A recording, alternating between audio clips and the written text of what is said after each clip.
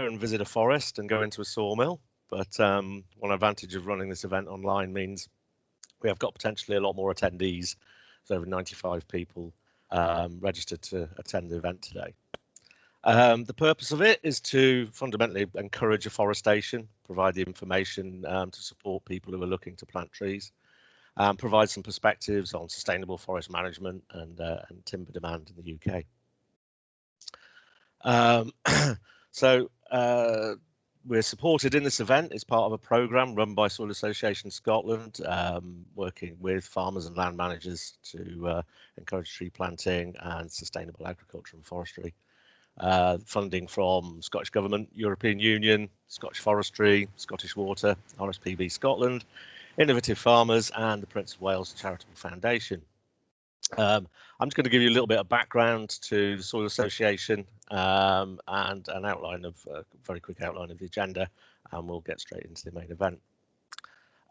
Soil Association are an environmental NGO with aims that centre around the themes of climate, nature and health, the restoration of all of those.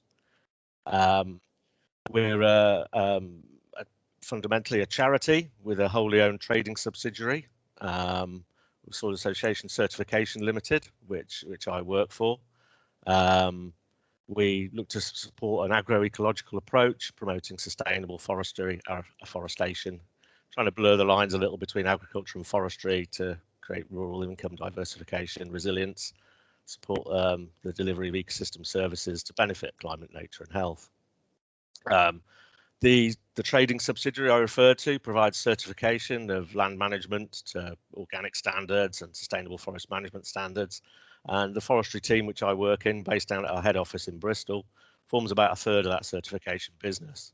The forestry side of things mainly centres around certifying forests and timber industry businesses to the FSC and PEFC standards, and we do that globally. So we certify around 25 million hectares of forest globally, have around 4,000 businesses, clients that we work with, in a total of 65 countries, all managed out of our head office in Bristol. We also provide validation and verification services for the Woodland Carbon Code, essentially the independent arbiter of the carbon assertions made by those afforestation projects. We do a bit of work around timber legality and some other projects connected to this work. As an organisation, the charity kind of lobbies government, provides for events like this, communicates with the public and the sectors, and we as a kind of industry support facilitation kind of assurance business, we work with the business side of things. So industry working together to engage industry with people like with events like this is kind of the core of what we do. So today's event, next up we'll have Andy from CONFOR, who's going to give a bit of a wider perspective on the industry, and then we'll have Vicky from the Woodland Carbon Code, who's going to explain how you can use carbon offsets can support the afforestation in the UK. Then we've got Lynn from Scottish Forestry, who's going to talk about the different grants that are available to support forestation and woodland management. Then we've got Ewan from Tilhill, who's going to talk about certification and how it can support quality forest management and sustainable forest management and how that feeds into supply chains. And then we've got David and Stephen from James Jones, talking about the kind of tail end, where the timber goes and what the sector demands and kind of how timber can contribute to a kind of a green low carbon economy. So if you have any issues with IT or anything, please drop something in the chat, and Anna and Jane from SA Scotland will try and support you. If you can't access the chat, reply to the email address that you got sent the invite from, and they'll try and help you out with that. We got Q&A at the end. If we don't get through them all, we'll endeavour to answer those afterwards. The event will be recorded and it'll be uploaded onto YouTube. All attendees will get sent a link to that, so there's no need to scribble down any links or anything. You'll be able to get all that information, and all the presentations will be available too. I think that's everything. Anna will wave at me if I've forgotten anything important I needed to tell you. She hasn't. No, I think you're absolutely fine. Just to remind everyone that because it's being recorded, if you don't want your faces on it, just turn off your cameras, and it might help your broadband as well. But otherwise, if you're happy to be part of it, don't worry at all. Great. Well, thanks very much, everybody. And I'll hand over to Andy from CONFOR. Okay, good morning, folks. And can I just double check that you can see my presentation and hear me? We can see it and hear it. Thank you. Okay, great. Okay, so I'm going to give you a kind of whistle-stop tour, giving you an overview of Scotland. And kind of main focus is in Scotland's timber resource and markets. But let's start at a kind of global scale demand. Currently, our population is about 7.8 billion. Is projected to grow over the next 20, 30 years, 8.5 billion by 2030, 10 billion by 2050. All these additional people, also with improved health, are going to live longer too. It creates additional wealth, it creates additional need for housing, and of course timber and wood fibre is seen as a staple material for housing. So there's going to be significant increased demand through that. And of course, in the last number of years, but particularly in the last 2 or 3 years, there has been a real increased focus on the association of sustainably managed trees and timber to mitigate against climate change, whether that's be sequestering carbon in the trees, but also utilising that wood material and storing carbon away in the long term in buildings. Oh, we're in. That and a number of various other factors indicate that global demand for certified forest products, and that's products that are independently validated, verified coming from sustainably managed forests, products will be double by 2050. So there's going to be a market there for any wood fibre that you can grow. Coming down to a kind of UK resolution now. The UK is actually one in the top 3 of the net importers of wood fibre in the world. And the table on the right there, if you look at the bottom, 2019, the apparent consumption is well over 50 odd million cubic metres of material. And if you look on the the bottom of the second column, the UK production, you'll see that we've only produced 10.8 million cubes. So that's quite a difference, and therefore we're importing nearly 50 million cubic metres of material. There's probably a good reason for that. UK forest cover is only 13%. In Scotland, it's just moved up to 19% from 18% in the last couple of years. But if you compare that to the European average of 46%, that's quite a huge gap. And that's possibly one of the indicators why we are such net importers. Going down to a kind of Scottish context now, the current woodland cover is 1.5 million, or just nearly 1.5 million hectares. That's broken into nearly 400,000 hectares of broadleaves and over 1 million of conifers. Now, broadleaves is a very important component in our forests. But as we're talking about money grows in trees, I'm going to mainly focus on conifers at the moment, because the hardwood sector in Scotland and in fact the UK needs a bit more development. And when you look at the actual production of hardwoods, and take Scotland specifically, it's only tens of thousands per annum, whereas in softwood it's millions. So for the rest of the presentation, I'm going to probably concentrate on softwood, but maybe broadleaves is a good topic for another seminar. As I mentioned, the total area of land cover in Scotland forests is 19%, but Scottish Government ambition to move us to 21% by 2032, and that's why they're so active and offering such support. Some of the other strategic drivers for that support is, as I've mentioned, increasing carbon sequestration through tree growth, through using that wood fibre to substitute higher embodied energy construction products such as steel, brick and block. But the other bonus is when you use that wood material, you're storing that carbon away for that long time in those buildings, And there's lots of research on looking at second, third and fourth life of wood when it's reclaimed from those buildings when they're deconstructed. And it's Scottish Government's aim to increase its use of wood products in construction from 2.2 million to 3 million by 2032. So again, drivers for more demand for a material that you would grow. On the economic side, well, they obviously want to reduce their dependence on imports, and they also want to increase economic activity in the rural economy. Currently, forestry contributes $1 billion a year to GVA, and the industry has ambitions to double that by 2030. So that's again a driver for government intervention. So focusing on the actual softwood inventory, in Scotland there's about over 200 million cubic metres of softwood growing at the moment. You can see that comparing that against Wales and England at 37 and 87 million. So Scotland is where it's happening at the moment, but we hope that England and Wales will be increasing their cover soon too. I've included that photograph just to remind myself, just to remind everyone that modern forestry is not about wall-to-wall conifers. Forests are a matrix of species and open space, and that's an example of a forest there. It's actually in Loch Eck and Cowell, where there's a mixture of broadleaves, open space and mixed conifer species. So focusing on the softwood species in Scotland, and as I said, there is a mixture. As you can see in the pie chart there, this is a pie chart illustrating the species by volume available. You can see that Sitka spruce is the dominant species. It's over 60%, but it's not the only species. Why is that the case? Well, it's because it's fast growing and it produces the characteristics that the wood industry wants.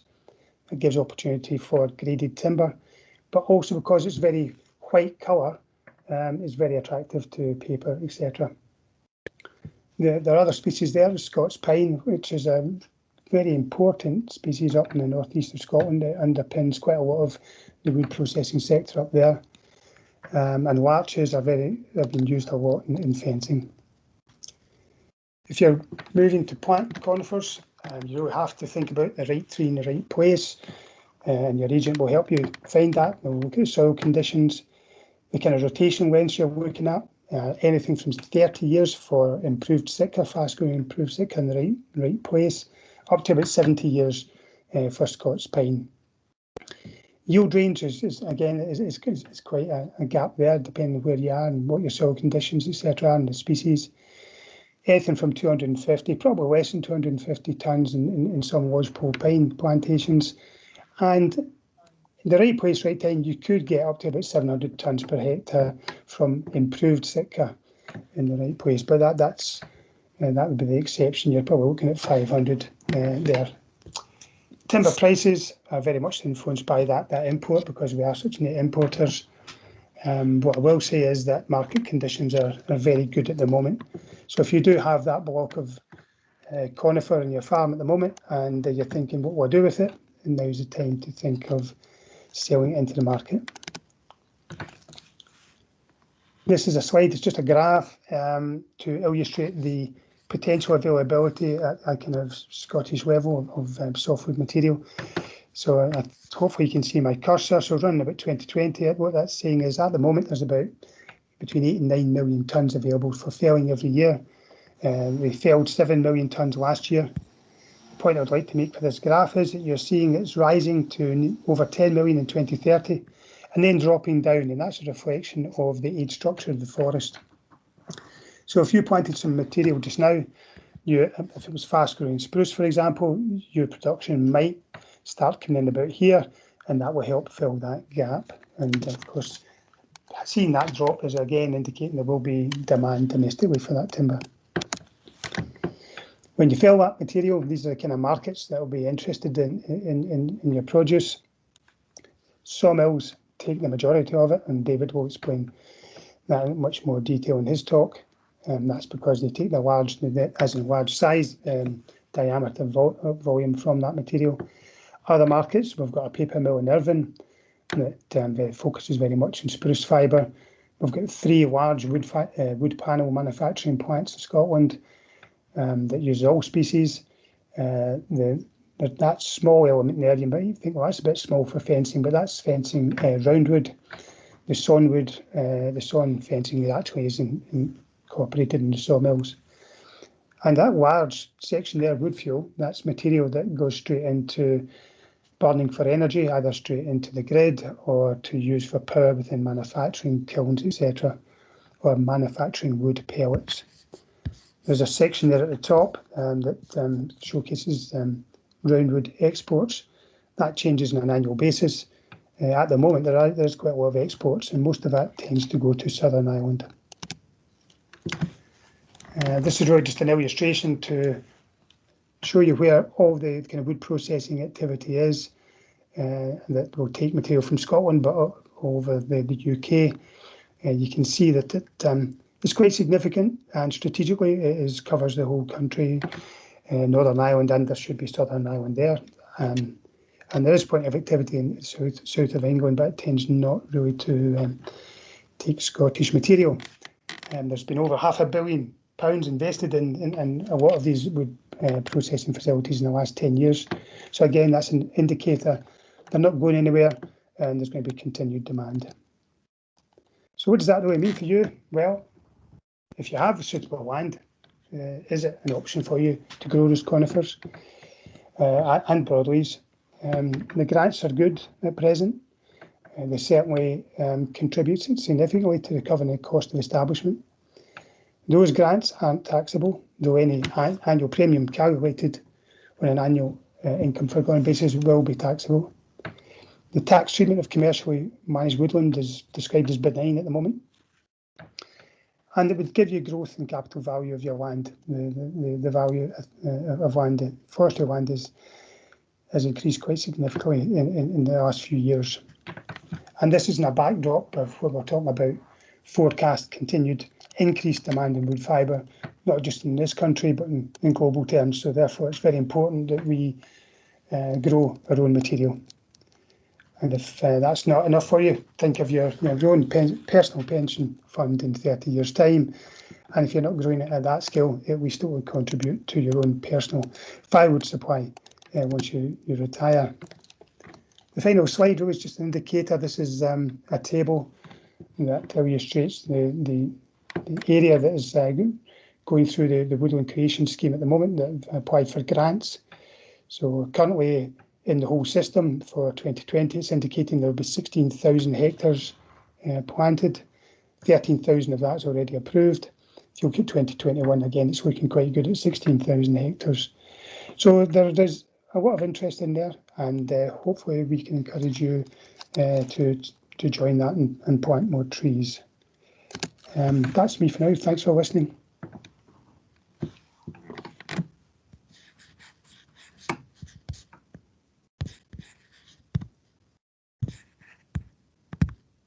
Thanks, Sandy. That's great. And thank you for all the presentation. All the questions, we're probably going to keep them up until the end. So if that's okay with you, we can actually continue now. And the next person in our pipeline is Lynn. Lynn, are you there?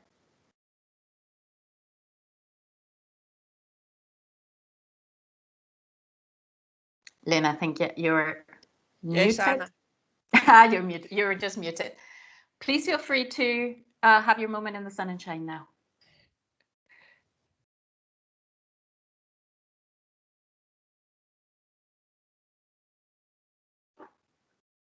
Is that Anna? Can you see that? Is that all right?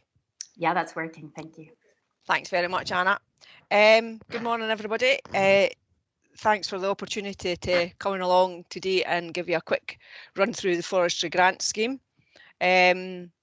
As it says there, I'm Lynn White, the Forestry and Farming Development Officer. I have an agricultural background, not a forestry background, but I've been in post for about 18 months. So it's all new Scottish forestry, looking at integrating with agriculture and get the message out there. So hopefully these next few slides will encourage you to do that. We all are aware of the benefits that obviously forestry can bring to a farm, a croft, in your land management and that kind of thing, anything from shelter and shade to increasing productivity to looking at carbon sequestration and that type of thing that Vicky's going to touch on just shortly. So obviously Andy's just been talking again about the possible income stream that will bring and what that can do for your business. So as you may be aware, the Forestry Grant Scheme has three sections. You have your initial planting payment that will cover your design of your scheme, your ground prep, your tree and your planting. And trees are just like any other crop that you put in the ground. You have to think about where you're going to put them, what variety you're going to put, species obviously when it comes to trees and things like that. So it's very important that you consider these things and actually what your objective is at the end of the day for that crop kind of thing. So it might be, as Andy was mentioning, it could be Sitka, it could be broadleaves, it could be a whole matter of means of different things, but just to meet your objective, it's choice there and what you actually put in the ground. So your initial payment, as I say, it'll cover your design of your scheme, your ground prep, your tree and your planting. And then we go into annual maintenance. So as it says there, to ensure best start for the woodland. So that again, it's like any other crop. You've got weed control in there.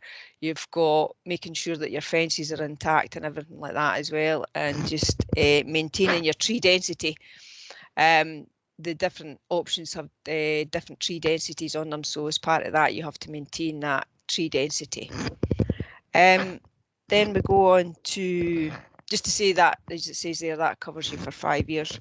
And then we'll go on to capital grants for fence and tree protection and things like that. So that's your tree shelters, your vole guards and things like that. But I've got a slide further on that will detail that a bit more for you, so we can go into a wee bit more detail then. And as it says there, creation of new ones, depending on your objectives, are 9 grant options there to have a look at. So here they are. They're quite varied there. There is obviously 9 there, and there is another couple of options that I can talk about as well. We've got the conifers that Andy was mentioning. So again, we can back to the under that one, you're looking at a maximum of 75% Sitka spruce with a minimum area of 2 hectares for timber production. And then we can go into the diverse conifers that are the other conifers again. Andy mentioned Scotch pine, Douglas fir, Norway spruce, things like that. So that gets you away from having purely Sitka there. And then we're on to productive broadleaves. So we've got oak, beech, sycamore, aspen, things like that in there. And if you're looking at doing a mixture, the very popular small farm woodlands is there as well. So you've got your broadleaves and your conifers in there. That's up to a maximum of 10 hectares in 2 5-hectare blocks and a minimum area of 1/4 hectare. So you can do quite a small area on that one. And for those that are maybe in the crofting areas and that type of thing, we've obviously got the native broadleaves in Northern Western Isles, and that covers Highland kind of area and Orkney and Shetland, that kind of thing. So again, just to start off, it's very important if you're looking at woodland creation that you speak to your local Scottish Forestry office, speak to your woodland officer about your early proposals and just have a wee chat with them about what you're thinking to do, so you get an idea of what's available to you. Because over and above the grants there that we have target areas that might be of interest to you. So these cover the whole of Scotland.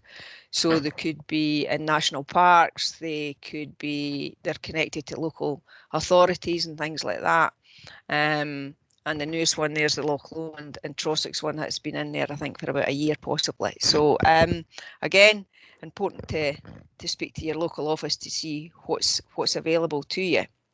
And as you can see, that's another slide with a table on it. If you're looking at the target areas, there is, and you're eligible for those and you fit in and everything like that, there's quite an uplift in the actual money that you can get there. Even if you're looking under the conifers, there's an uplift to 240.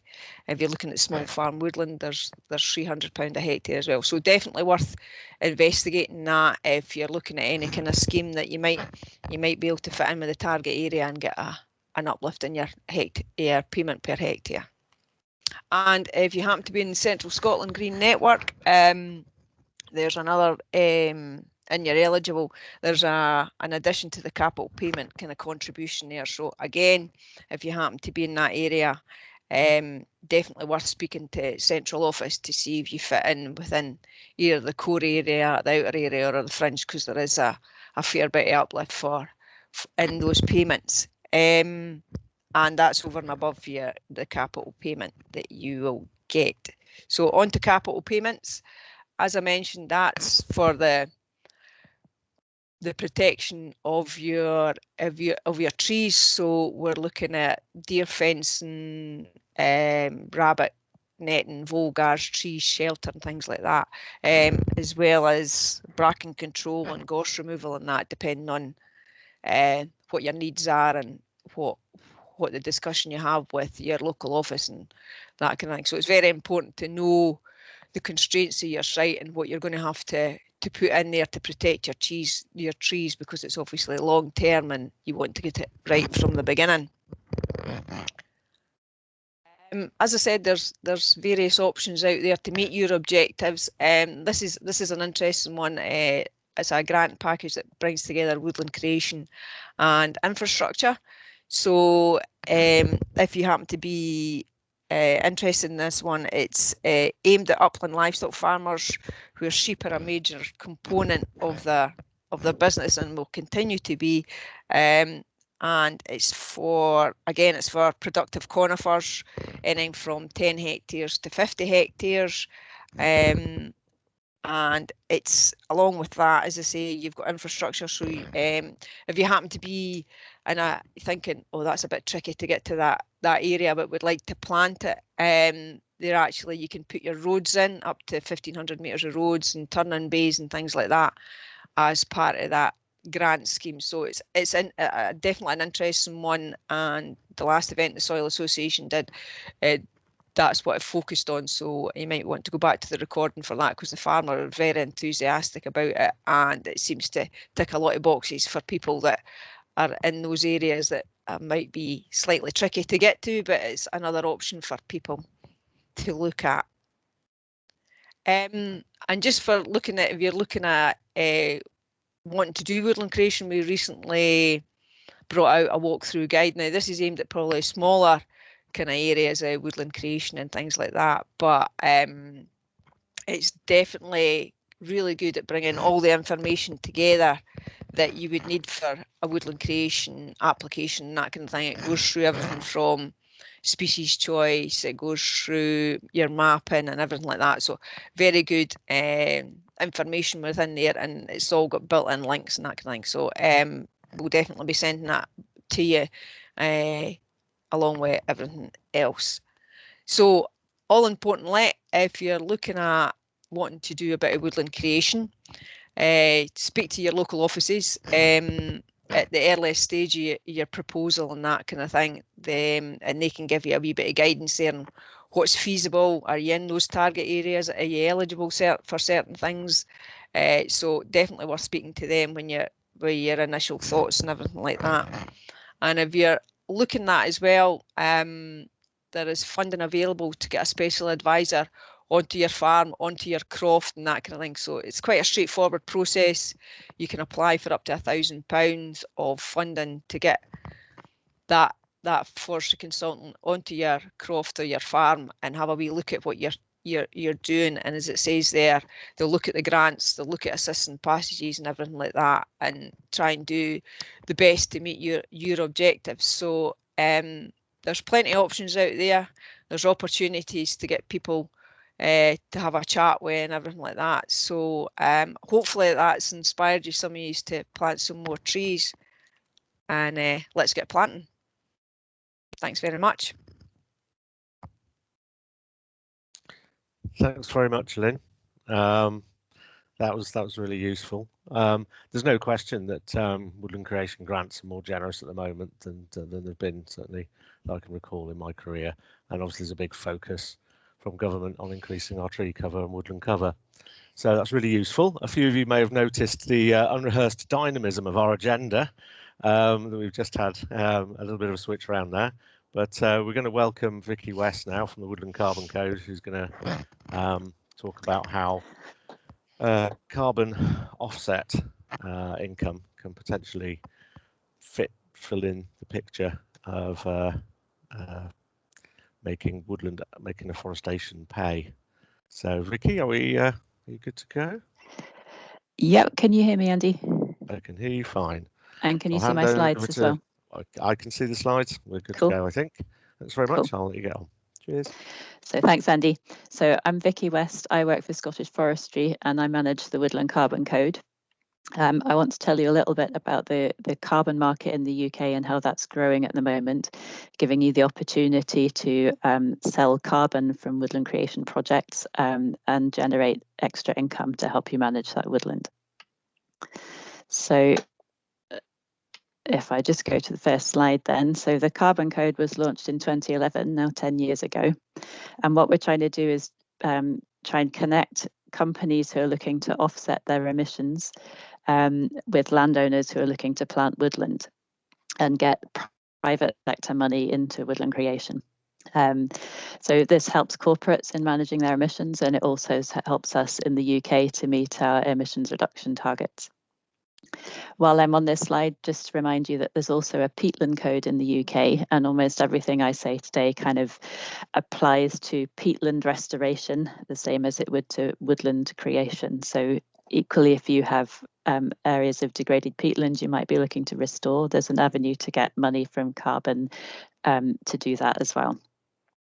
So the Carbon Code is managed from Scottish Forestry, but on behalf of all the government departments across the UK. We're trying to set high standards backed up by robust science, a transparent registry of carbon units, so we know who owns what, and independent validation and verification, which is what we're calling the certification process here.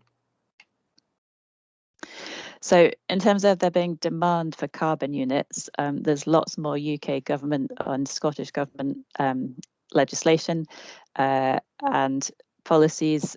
We've declared a climate emergency through the Climate Change Act. We've committed to be net zero by 2050 as a nation. There's a current target for at least 30,000 hectares a year of afforestation, and through the 6th carbon budget, more than that.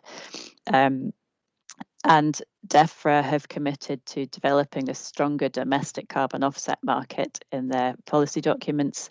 And in England, they've launched the Woodland Carbon Guarantee, which is like giving landowners the option to sell their carbon credits to government.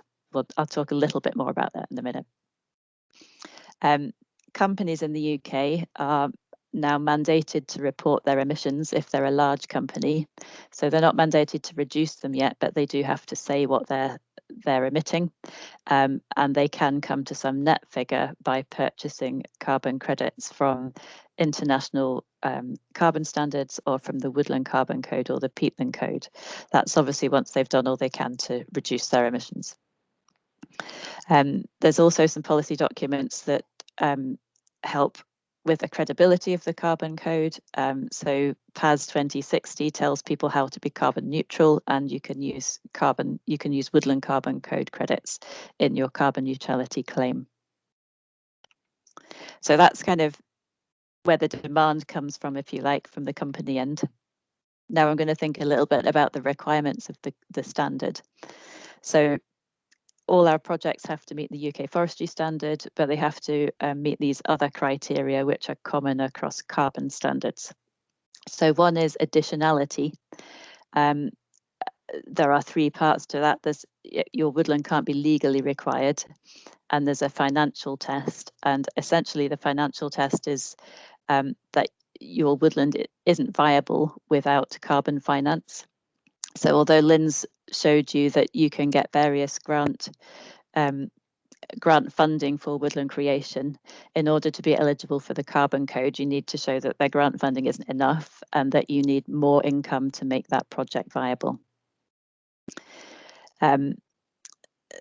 The other things you need to look at are, we need to think about our permanence. So while we know individual trees might live and die, we need to know that the ton of carbon that you sell to a company is a permanent emissions reduction. So there's various forestry legislation in place, and we use this buffer. So you're not allowed to sell all your carbon up front, you have to put some aside for the future.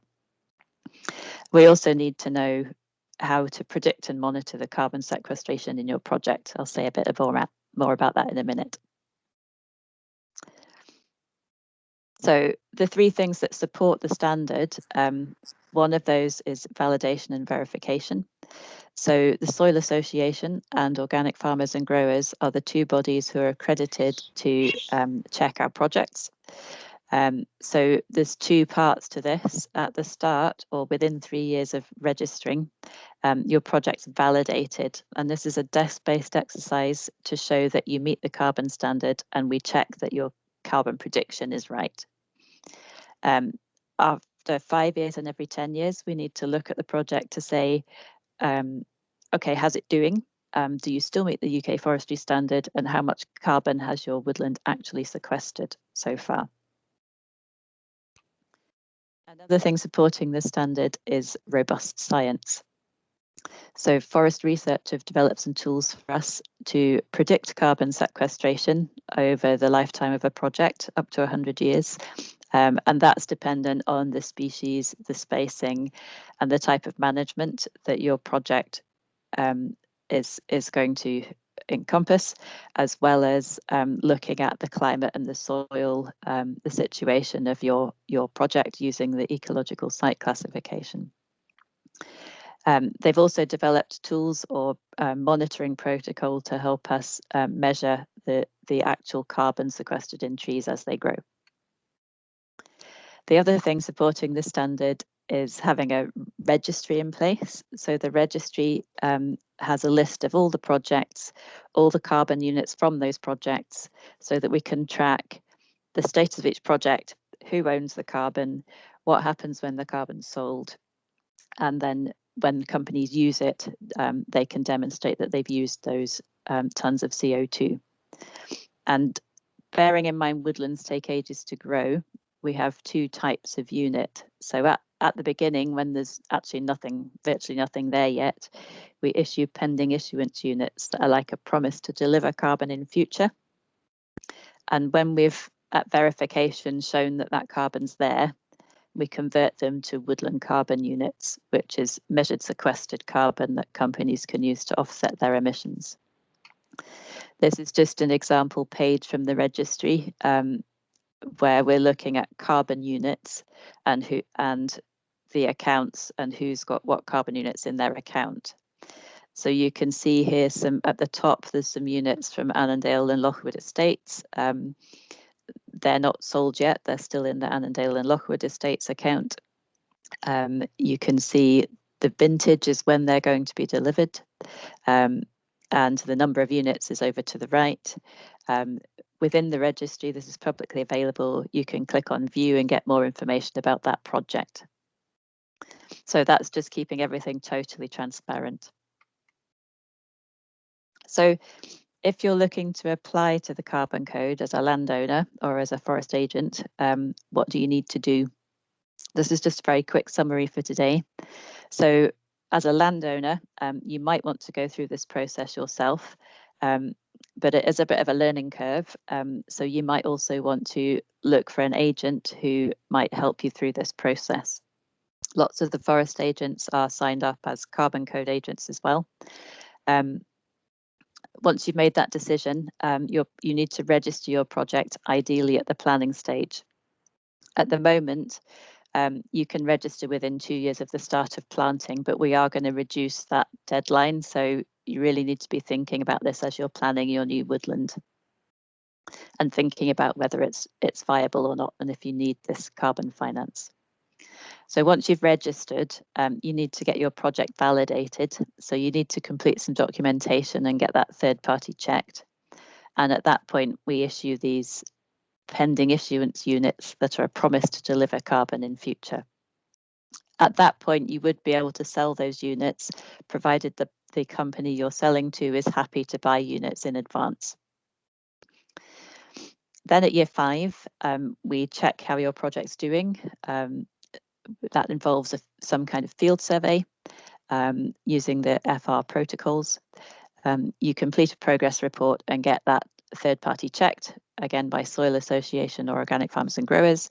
And then if your project has sequestered any carbon dioxide by that time, we convert your promise to deliver units into real units of sequestered carbon. And you need to repeat that process every 10 years to show how your woodland's doing, get that third party checked, and we convert more units at each stage. So that's the kind of process of being involved. If you are looking for an agent, there's loads of them that are now signed up to be Carbon Code agents. There's a list on the Woodland Carbon Code website. The list on this screen is probably not exhaustive. There's probably a few more that have been added since I did the slide. So do have a look at the website if you want to work with somebody. The other thing that we have available is this Woodland Benefits tool. And this is just provides a way of giving a consistent message about the relative wider benefits of your project in terms of what they're doing for water, so flood mitigation potentially, or biodiversity, how they work within the community and what they're doing for the economy. And this helps when we're looking at selling carbon from your project, because buyers are really attracted by not just the fact that you're selling them a ton of CO2, but your project comes with all these wider benefits. So how many projects are there so far? We've been really busy over the last year, and the number of projects has more than doubled in the last year. So you can see a map on the right where the lightest green blobs are the projects that are recently registered. There's just about 300 that are at that stage of having registered. They haven't got any further yet, but they're working on it. They're going to sequester nearly 4 million tonnes from these registered projects. And then there's around 300 that are validated, so 296 validated, that are predicted to sequester just over 5 million tonnes of CO2 over their lifetime. And then we've got nearly 100 projects of those 300 which are verified. So they've been checked at year 5 to see how much carbon they've sequestered to date. So in terms of who's buying, is there really a market there? In terms of the pending issuance units, so this is this promise to deliver upfront. There's over 3 million of those on the registry now, and over 2 million of them are sold upfront, and there's still about 1 million available for sale. So over 2/3 of the carbon is sold upfront. There's a small number of verified woodland carbon units. So from these projects that were 5 years old, there's about 7,000 tonnes of verified carbon. So companies can buy direct from the landowner or project developer if you have some link with a company locally, or you can, they tend to buy via intermediaries. I'll show you a list in a minute. Some landowners, just to note, are growing their own carbon credits. So there's a number of companies who are doing this. And there's also a number of landowners or estate managers or farmers who are thinking they want to compensate for the emissions on their wider land holding. So planting a woodland in one area can help compensate for the emissions elsewhere. If you're in England, you have the opportunity to apply for the Woodland Carbon Guarantee, which kind of gives you the option to sell to government. It's like a guaranteed minimum price for your carbon, and you'll get paid over time as your verified units are delivered. So I said there's a number of intermediaries in the market. So all these guys here have a bunch of corporate clients, and they help manage the greenhouse gas emissions of their corporate clients, help them show how to reduce them, and then compensate for any residual emissions. So these companies are kind of available to help you find a link to a corporate buyer. You can also advertise your project on the Carbon Code website once you're validated. We have a list of every project developer who's got validated projects. And Forest Carbon, as a different way of selling things, they run this Carbon Club, which is like an easy way for corporates to pay by direct debit. There's also lots of interest in developing apps so that individuals can contribute to woodland carbon projects. We'll see where that goes in future. So just a little bit about how much does it cost to be involved, and how much income might you get from selling carbon from a project. So it's free to register. There's no harm in registering. Validation and verification comes at a cost. I've realised I've got a zero missing on one of these. So it's around £1,000 for a validation and verification if there's no site visit. That should be 1,000, not 100. And if there's a site visit at verification, it's slightly more expensive. However, there is a good amount to be saved by grouping projects. So if you work with an agent, they might be able to group projects together. There's also a small cost to list your units in the registry, but that's in total 9p per unit, so not much in the grand scheme of things. In terms of potential income, the price that corporates have been paying for carbon units, we understand to be between £7 and £20 per tonne of CO2. And a native woodland managed for conservation might sequester around 400 tonnes of CO2 over 100 years. If you multiply those together, that gives you a potential income from selling your carbon of between £3,000 and £8,000 per hectare. I'd probably say the majority of the sales are towards the lower end, perhaps nearer the 7 to 10 mark than the 20, but people have made sales at that price. And it certainly looks like the carbon price has been increasing recently. So this is just to illustrate for some example projects. If we concentrate on the right-hand column, that's assuming you would have an income of £10 per tonne of CO2. The top example is for a productive conifer scheme over 45 years, where the gross carbon income from that project at £10 per tonne of CO2 could be 130,000. The cost of putting that project through validation and verification might be about 6, with the net carbon income being around 123,000. And then the bottom two examples are for native broadleaf schemes of 125 hectares. And again, you can see the sort of gross price, the cost of validation verification, and the net price. There's obviously a bit of paperwork you need to do, and if you were to use one of the agents, they might charge you to help with that paperwork and the time to put your project through the scheme. So you need to take account for that as well.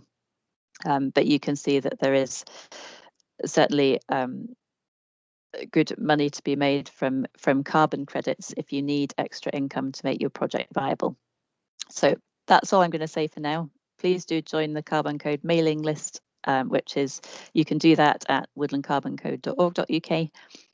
My email address and my colleague Bruce's email address are on this slide. And there's also a Woodland Carbon group on LinkedIn if you want to keep in touch as well. Thanks very much, Vicky. That was really useful. We're running a little ahead of time, and we've got a few questions specific to the Carbon Code here. So I'm going to potentially go off piste and ask Vicky if she's happy to take a few of the carbon questions now to get us a little bit nearer the agenda. Is that okay? Or would you like a bit of prep time? That's fine, Andy. You I can haven't say seen no. the questions, so I can. If you let's try and wing it and see how we go. And Okay. if you want to come back on any at the end, we can revisit them for sure. Cool. So the first question was, which species are best for carbon sequestration? So I guess our first advice would be always that you should plant the right trees in the right place. Your woodland needs to be sustainably managed, and obviously there's going to be wider objectives. So we'd discourage anybody from just planting the fastest growing species because it's going to create the most carbon quickly. It obviously needs to fit all these other agendas.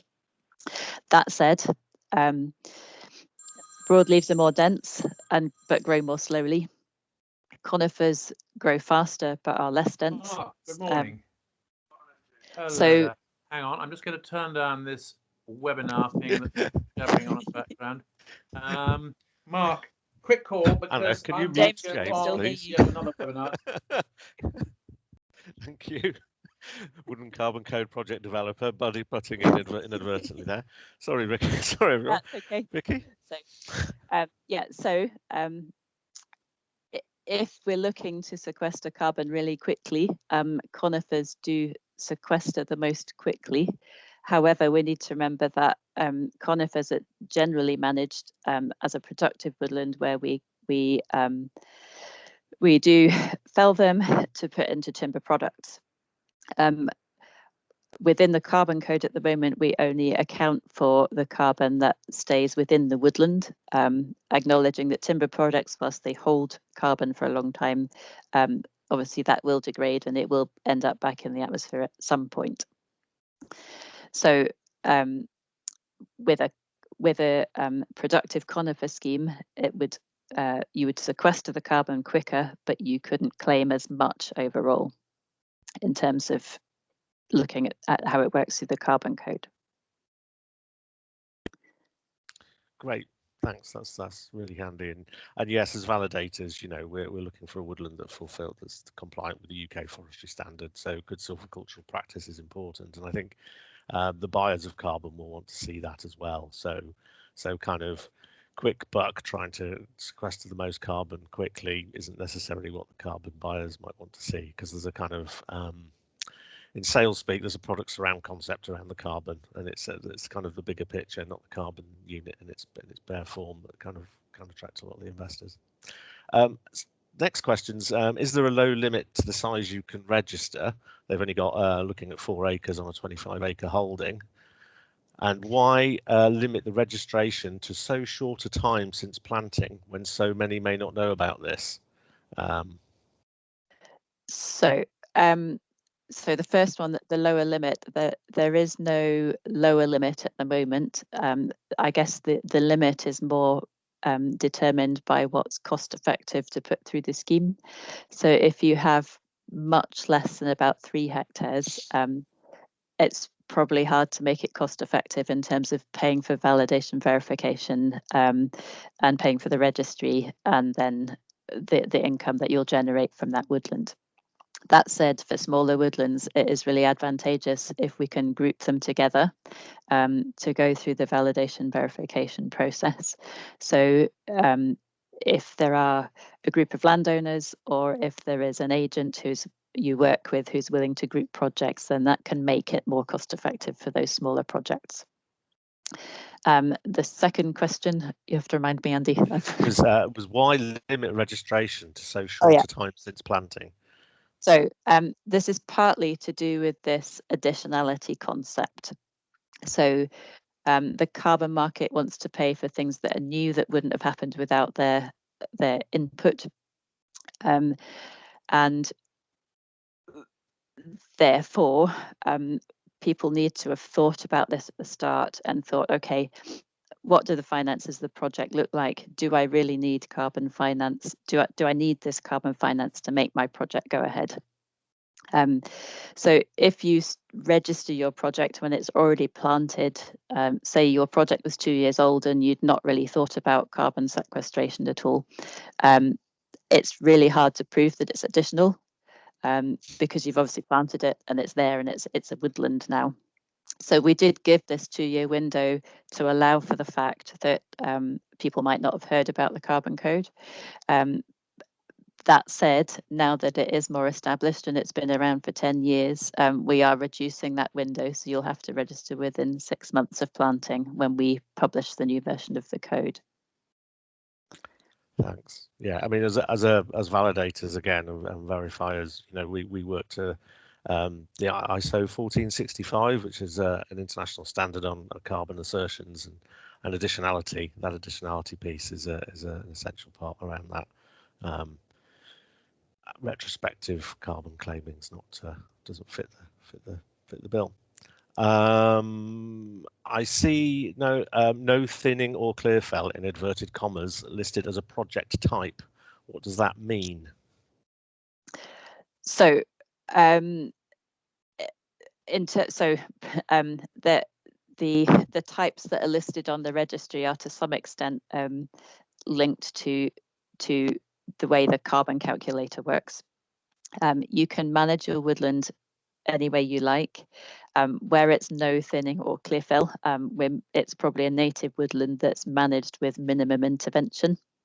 So the amount of carbon you can claim depends on how you manage your woodland. And remembering that we're only accounting for the live trees that stay in the woodland. Okay, great, thank you. Next question is coppicing included in this calculation? You could include coppicing. Again, remembering what I just said about the fact that we're only including the increase in carbon stock of the live trees in the woodland. If you coppice regularly and on a short rotation, then the volume of carbon that your woodland might store on average is smaller, but it is eligible. Great, thanks. And on a similar theme, can verified projects within the Carbon Code harvest and sell timber products to market, such as timber construction? Does this maintain the permanence criteria? So you can manage the woodland as you like. You can plan to sell timber products, but it needs to be part of your plan at the start, because the amount of carbon you can claim depends on how you manage it. We're only accounting for the carbon that stays in the woodland at the moment, because there's several complications with looking downstream at the harvested wood products in terms of their permanence and in terms of who gets to claim the carbon and the timing of that claim. Yeah, good answer. It's certainly a very complicated area that a lot of people are thinking hard about. A couple more. How is price negotiated when buying and selling carbon credits? So at the moment, there's no understood carbon price, and you have to. It is a one-to-one negotiation between the buyer and the seller. So that said, if you go through one of the intermediaries, they probably have a fixed idea of how much their corporate clients are willing to pay, but it is that one-to-one deal at the moment. Great, thanks. And finally, does it not have to be done through an FGS, Forestry Grant Scheme? So you don't have to have a grant scheme. In fact, if you haven't taken grant income, then your project is more likely to be additional. So yeah, bring it on. If you think you can make enough money from the carbon without having a grant, great.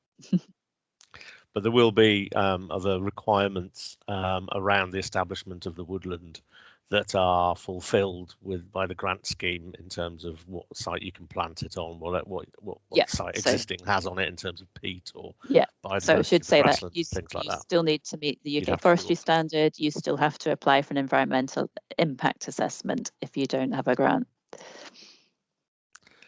Great. Thanks very much. Well done, Vicky, to answer questions straight off the cuff with no warning. But that's got us a little bit nearer to the timings. So thanks very much for that. Any more questions, we'll save those to the end.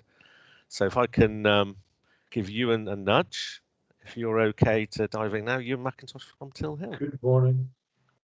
Can you hear me all right, Andy? Hello. I can hear you fine.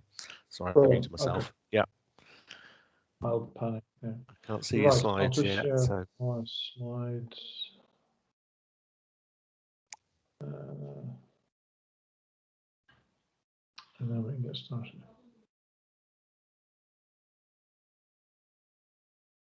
Second.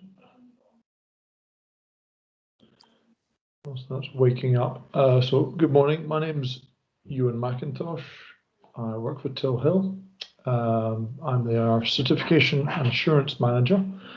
And I've been asked to talk to you about forestification, very specifically, just to summarise, because it's a big subject, but summarise what is required from a landowner stroke manager to gain forestification, and why would you want it in the first place? Why would you bother, I suppose? So we're going to go through those two areas in a bit of detail. But firstly, I wanted to sort of give you some scale, so a sense of at a UK level. Forestification in the UK, there are 2.9 million hectares of forest, give or take, in the UK, all forest types, and around about half of that, 1.6 million hectares, is currently certified. That number is growing-ish. It is slowly growing, but it is growing predominantly in the productive conifer areas in Scotland and in Wales, but not exclusively. That 1.6 million hectares, the ownership of that is split between the state owners and private sector. And as you can see, the majority, of course, is owned by the three forest state owners, forest commissions, with just over now 500,000 hectares of certified forest under private ownership. That private ownership, the certification of that 500,000 hectares, it is dominated by one model. There are two approaches you could take to gaining certification, but the one that dominates it is the group scheme model, whereby lots of forest owners are members of individual group schemes, and it is the group's responsibility to oversee and administer the certificate that applies to all the members. And you sign up to be a member of a bigger group. There are a handful of groups of scale. There are 5 groups in the UK which have over 10,000 hectares. There are 2 groups in that 5 that are equate to about 80 to 90,000 hectares, and then there's only one group scheme which is over 100,000 hectares, which is Tilhill's. In essence, it's a small marketplace, so it's easy to come by, if you will. You don't have to shop around.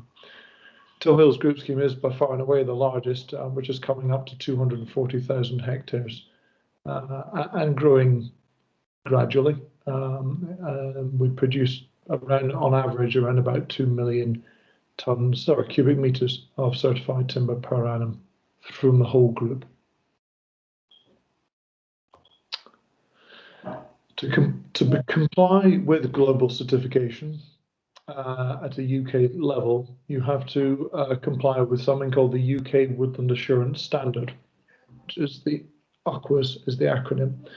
UCWAS is essentially a national standard which interprets and applies global forest certification requirements set by the two largest players in the global certification scene, FSC, the Forest Stewardship Council, and PEFC, who are the Programme for the Endorsement of Forest Certification. So FSC and PEFC are the big global players. There are others, but they are the biggest global players in terms of certification standards for sustainable forest management globally. UCWAS is a document that allows UK woodland owners, managers, to demonstrate their compliance to those global standards in a UK context.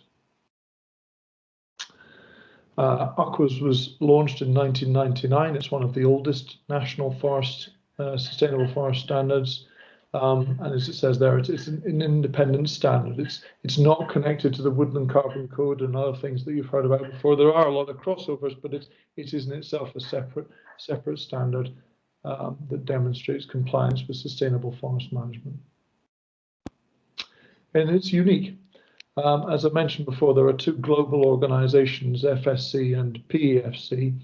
And all other countries in the world have standards for one of those two organisations. Many countries have both standards, both national standards. So in France, for example, you can have a forest which is certified to FSC and you comply with their FSC national standard. You could also choose to certify that forest to PEFC, and you would have to demonstrate compliance to a PEFC national standard, a French version of the PEFC national standard.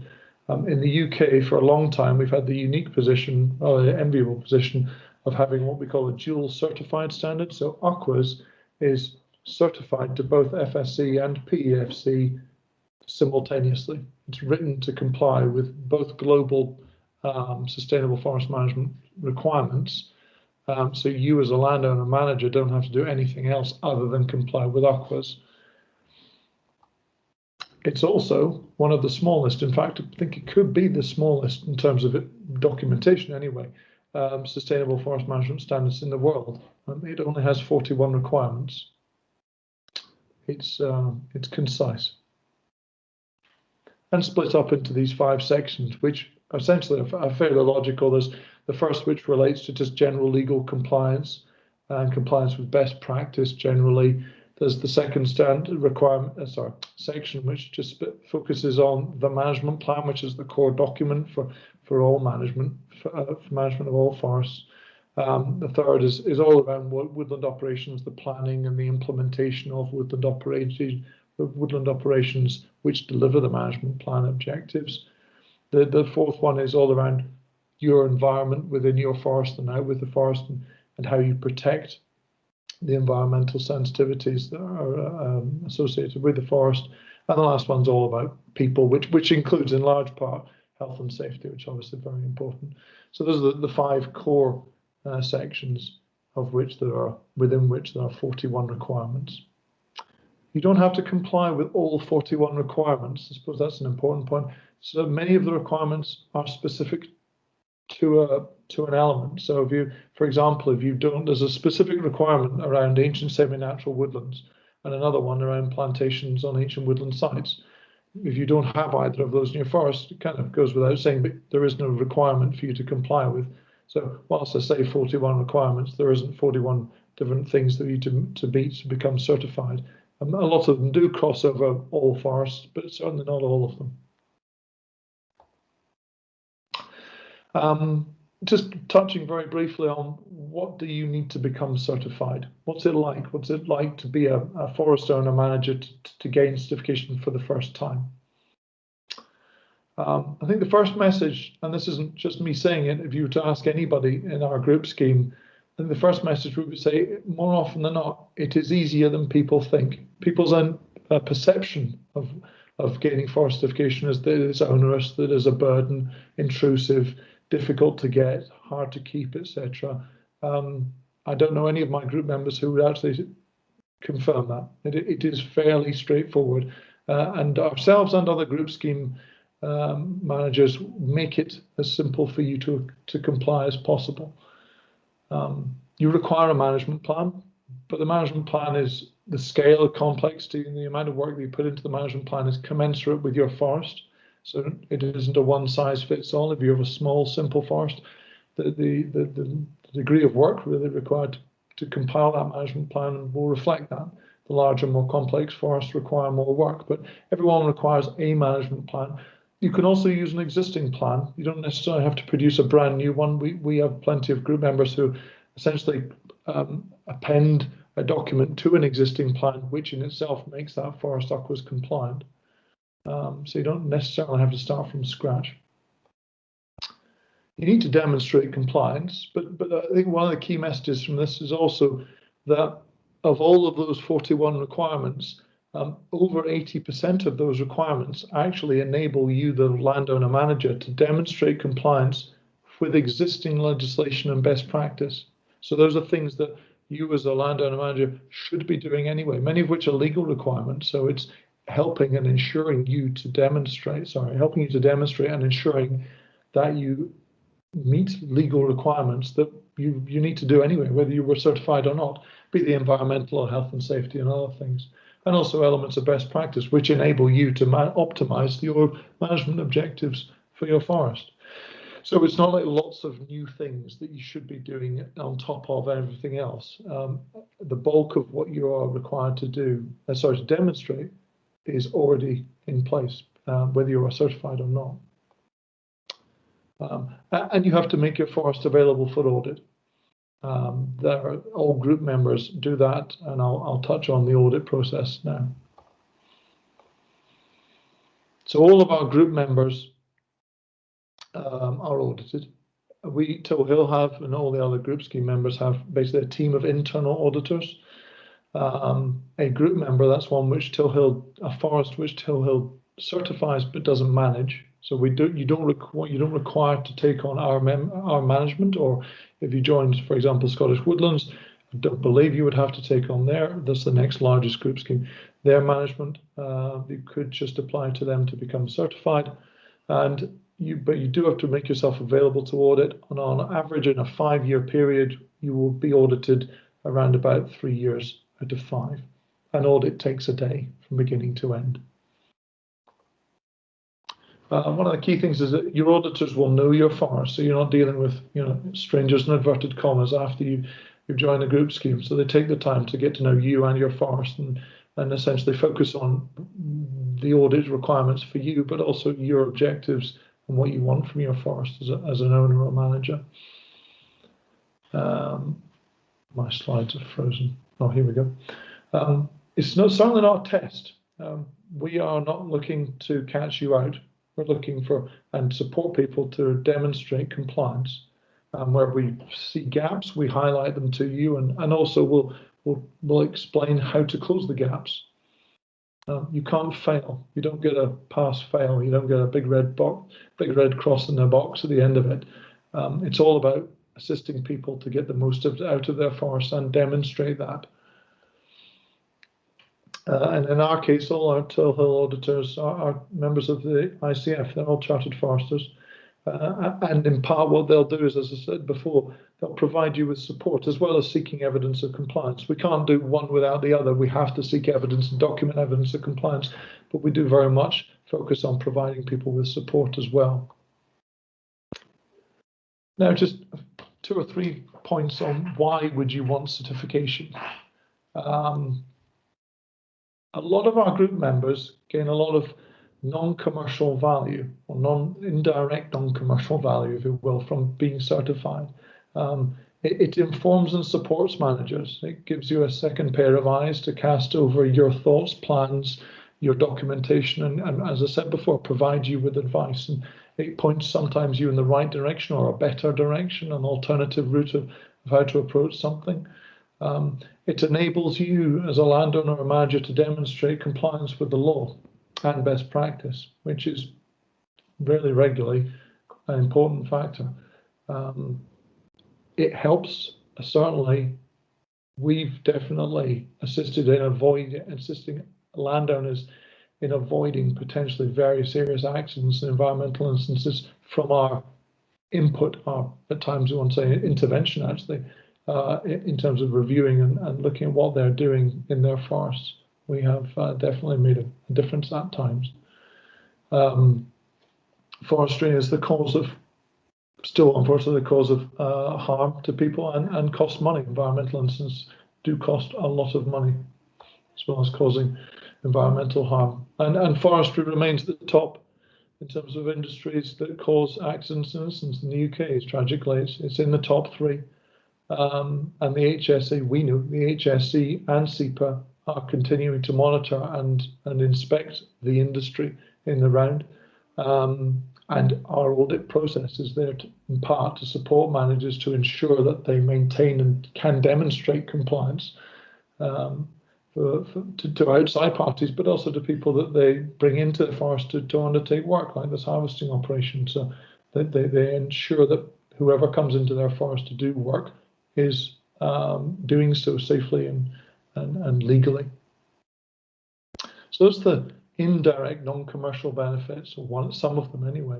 And very briefly, just at the end here, other reasons why you want certification. I'm not going to go into this in too much detail because next speakers from James Jones are going to talk about this, but there is a price differential and a market access element of timber that comes out of certified forests. So there is an improved market access for certified timber versus non-certified timber, and there is a price differential associated with it as well, which fluctuates as the market fluctuates, and the timber market fluctuates regularly. But there is an improved position for people with certified timber versus non-certified timber for both price and market access. Sawmills, and I'm not going to touch on this, but sawmills must maintain a minimum percentage of certified timber in their stocks, which David and Stephen will talk about in a minute. And that in itself creates that marketplace in part. They do buy, obviously, uncertified timber. It's not, you can't sell it, but they have to maintain this percentage at all times. So their preference will be to buy certified in the first instance, and then once they've exceeded their minimum percentage, 70% it is, but once they've exceeded that minimum threshold, they will then look to buy in uncertified if it's available to fill the rest of their stocks or forward buy the rest of their stocks. But it isn't where they go first, if you will. So those are the commercial drivers for certification. And that's the end of my slides. Thank you very much.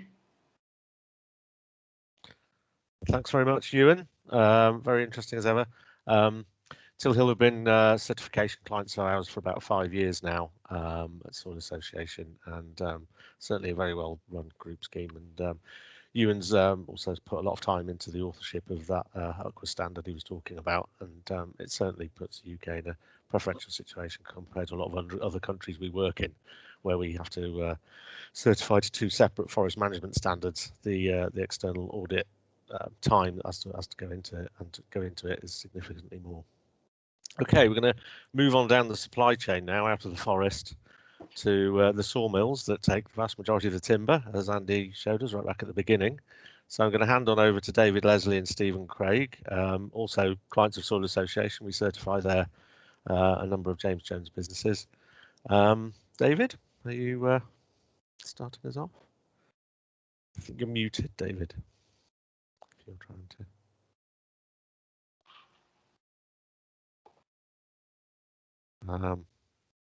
Can you hear me, David? We can see your slides, but I think you've muted microphone. Or maybe. Thanks, Andy. Yeah, I'm muted now.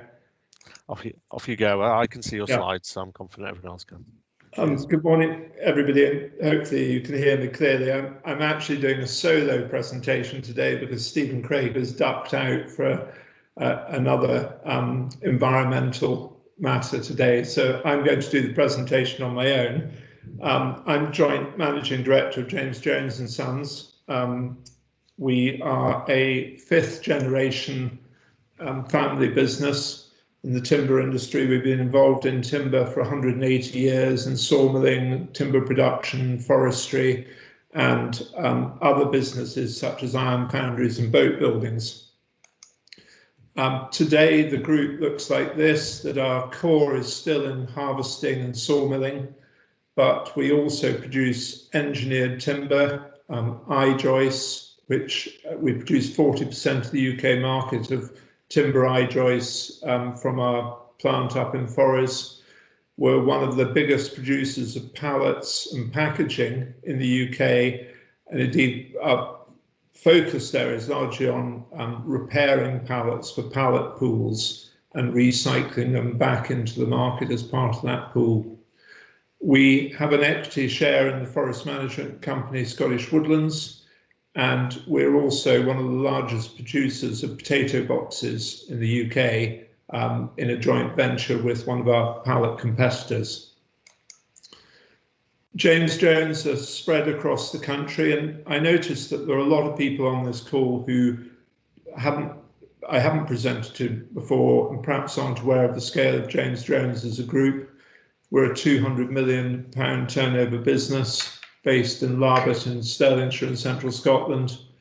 I-joist up at Forest, very close to Inverness, which is the OSB mill, which makes part of that product.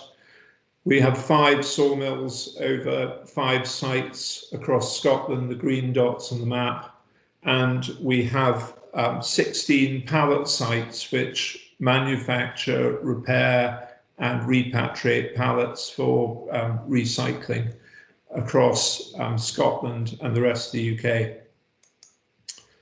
The annual production of the group this year is anticipated to be just under 600,000 cubic metres. And putting that into perspective, the sawmill industry produces about 6.5 million cubic metres of sawn timber.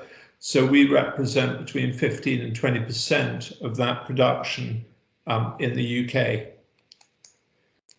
Our products are mixed between largely to the construction sector and carcassing, which is between 37 and 40% of our business, is basically 4x2 used for building or stud work in a house. Boarding is a funny name because we don't know what boards are sold for necessarily, but the large majority of that is going into construction as sarking boards and other boards, cladding, etc. 25% of our business, of course, is in pallets and packaging, production of wood for pallets and packaging. And a very important sector is 17% of our material goes into fencing, which is quite undervalued, but very much underpins our business and many other sawmills in the UK. And we produce about 5% heavy section timber from a specialist mill in just north of Dundee, purlins and larger section timber, generally from bigger trees, which we process at that site. Our harvesters working for us and working for others fell about 100 hectares, 250 acres a week to supply our sawmills. Not all that timber goes to our sawmills, but we need to fell that area to realise the 60% logs out of it.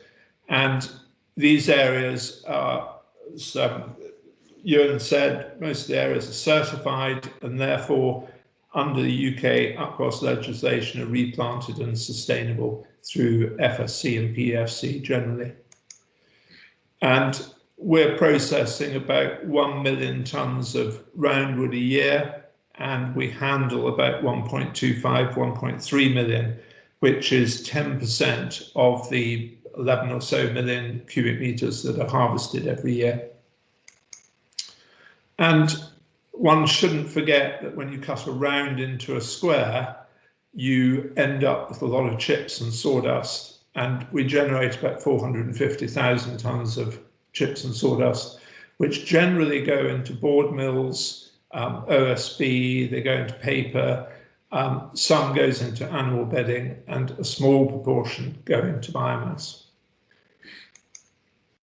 What I was going to do, and hopefully this works okay, is I'm going to show a short video, and I'm going to run through the process, highlighting some of the certification aspects of what we do, and just this is a sort of virtual tour of our sawmill where we've held these visits previously, we've taken people round, but hopefully this gives an overview, and maybe in the future we can actually have a real visit going forward. So I'm just going to talk through this as it progresses.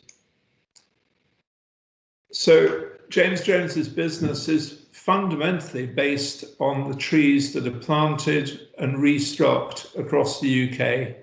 If we're not sustaining that, there isn't a supply for our business going into the future. A great advantage of James Jones is we can grow our trees very quickly. So we've grown them in about a few seconds there to the point of harvesting. And we're operating harvesters across Scotland, along with other partners who harvest for us, producing timber on largely certified sites to specifications that we require in our sawmills north and south. Timber extracted to roadside, and an example here would be Seafield Estate. So this is an estate certified under the Tilhill group scheme, and it's under long-term forestry plans, and we've been harvesting this site and taking timber from it and from the estate for over 20 years or more. This vehicle is one of our parts, I suppose. It links into certification, thinking about people, top of the range specification lorry with what is called high vision. So the driver doesn't get out of his cab, he loads the vehicle using a magic eye from the cab and can load, so there's no risk to him being up in the seat, up on the top of that crane. He is instructed what he's to pick up from the forest.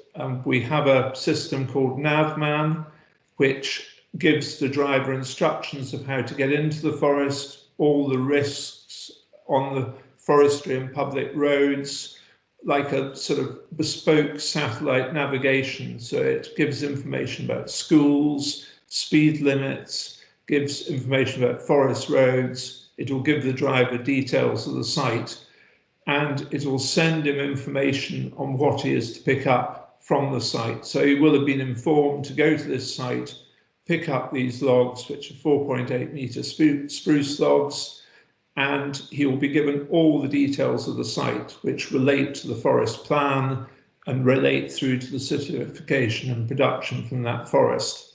So that's including the all the details on that compartment number, species, length, etc. That will be relayed to the sawmill so that that is sent ahead of him, and you can see the screen there. He straps up and then heads off to the sawmill, which in this case is about 10 miles away from the forest.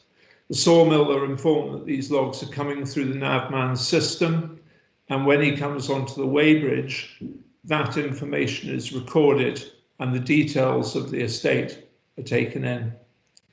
The logs then are sorted in the sawmill into various groups. So in this case, it's a shorter length log, probably a 3.6 metre log, that is then sorted, scanned, and the whole sawmill basically generates a cutting pattern for that log. And you can see as it goes through, it's generating the different specifications, and high degrees of automation and scanning give a huge degree of accuracy in cutting of the wood and optimization of product, i.e. sawn timber versus chips and sawdust, which is one of James Jones's key goals in getting the most sawn timber out of the product. Products are then sorted by their different specifications, packed, strapped, and then brought out into the mill for either secondary processing or to go to the customer. And at this stage, they're packed with a label which follows them through the sawmill. That is regenerated if the saw products are secondary processed, and a new label is generated for the final pack that goes to market. And that label will give details of the sizes, the specification of that timber, and any details relating to timber treatment, etc. Co-products are brought through the system, and we take those to our partner markets, such as Egger, Norboard, Iggesund and Kronospan, and our sawn timber is then stored and recorded and then dispatched to market. So hopefully that gives a fleeting overview of how things work, the process works. Moving on to environment and also certification and carbon, the key of our strategy is a three-tier strategy. Chain of custody of our timber through the certification process, ISO 14001, which is the environmental process and accreditation we use to monitor both our activities in the sawmill, but also in the forest, and our carbon accounting and product declaration, which allows us to calculate the carbon benefit of that product through the system. Certified timber is absolutely vital to us. Our main customers demand certified timber. Whether the customers actually demand it at the end of the day, the people who pick it up, is sometimes there to be seen, but they demand it through their own corporate social responsibility processes. All our timber products, as Ewan said, have to be 70% certified, and we operate a dual certified system in the group, which allows us to sell timber either as PFC or FSC certified. The pack labels have FSC or no label on them, but they're all traceable back to the forest. Although we can't trace the individual forests, we trace to the percentage claim overall, which is kept in a database so that we can prove that at any time.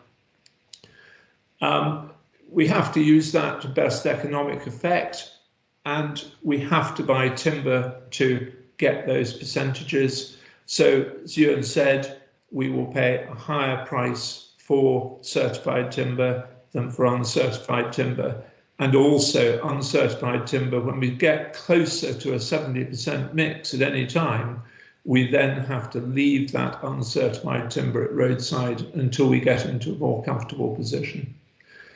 So we say there's no product segregation. We don't segregate the uncertified or certified once it gets into the mill. It just goes into the mix of the percentage that we declare.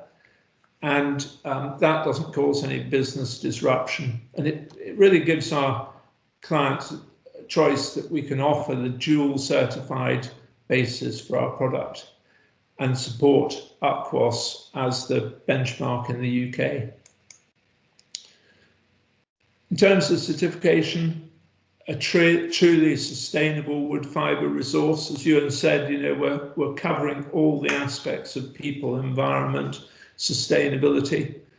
It's traceable to source through chain of custody.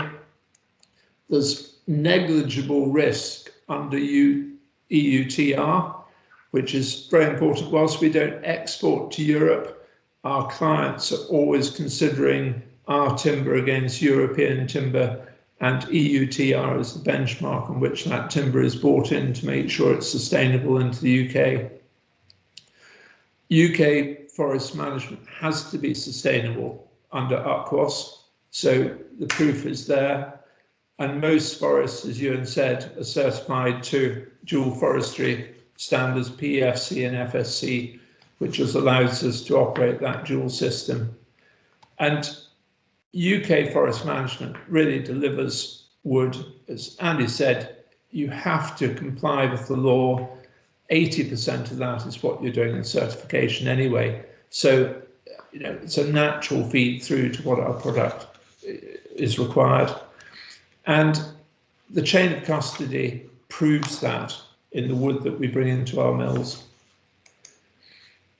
And behind this is very good forest management, the sort of plans we see, the sustainable methods of transport, the future planning, looking at water, landscape, how we look after riparian zones and sustainability. But on top of that is also the very good practice within a sawmill. And example here at Lockerbie would be the drainage water that comes off the sawmill site at Stevenscroft, which is ourselves, Forest Garden and Econ, where the water discharge out of the sud system is cleaner than the river itself. So, a really good example of how the industry has moved forward in terms of the whole picture here. And that is replicated through biomass recycling and what is really a zero waste site here. We don't talk about waste in terms of chips, we talk about co-products. So there's a great picture there which we can pass on to our clients, such as CHEP, but also Jewsons and house builders such as Barrett's, and looking at this whole system of what the timber message of coming from the harvester through the haulage, through the sawmill, through the benefits of those very good practice in the mills to the customer. And it's really a great story to tell. I thought I'd mention something about carbon here.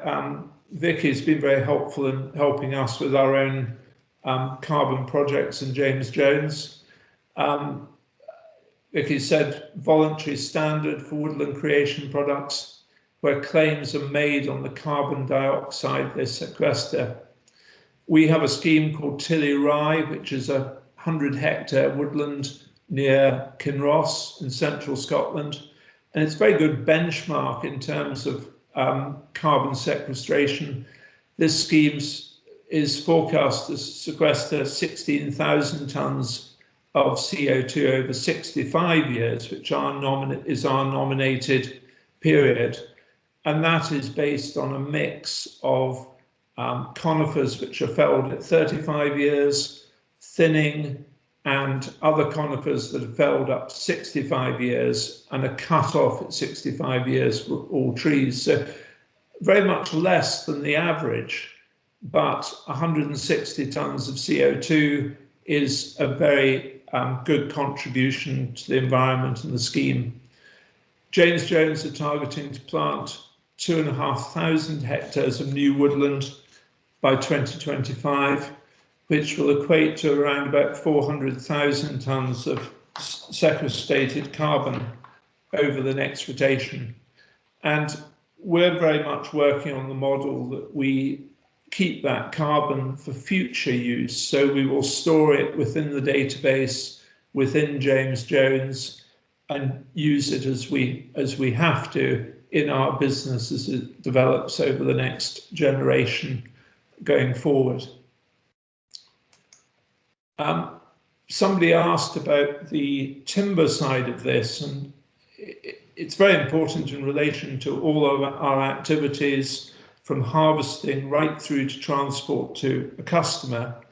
And the timber product that is produced from the forest goes through a separate calculation in terms of the carbon storage within that material.